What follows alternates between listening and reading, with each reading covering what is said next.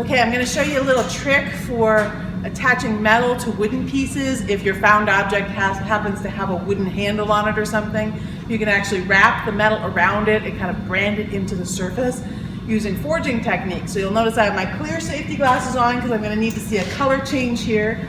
I've got the object that I'm going to be wrapping around and the piece of metal I will wrap in the vise snugly, we hope. I am not wearing my gloves because I'm going to actually be grabbing the metal with the pliers, but I need to have that ability to tactically handle something, and I'm making a reducing or carburizing flame. So I'm going to heat this metal kind of along the length I think I want to wrap, and I'm doing this away from my wooden object. Now this wooden object, in this case an old hammer, has been soaked in our quench bucket now for about 20 minutes, so it's actually really wet. That's going to help prevent it from setting on fire rather than just letting the metal come through.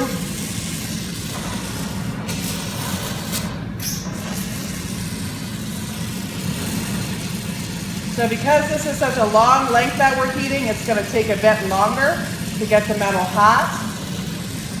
But the good news is I don't need it rip-roaringly, glowingly hot. I'm not hammering it out. Just want to get it hot enough that it's going to bend and cut into the metal, or I'm sorry, into the wood of the handle. Almost there.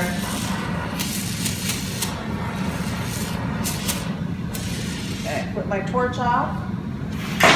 And I'm actually going to use pliers to help me here, maybe. And I'm just going to bring this up next to my wood. Wrap that handle right around there. So you see all the smoke coming off? That is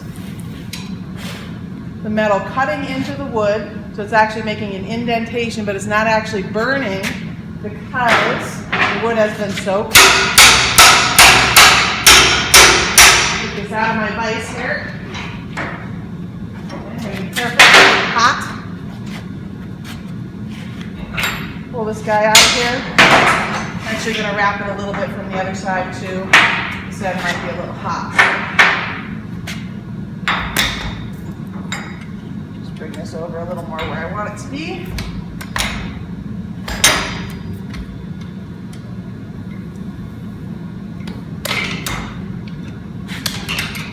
Okay, and then I've got it wrapped in there, and I can push the whole thing.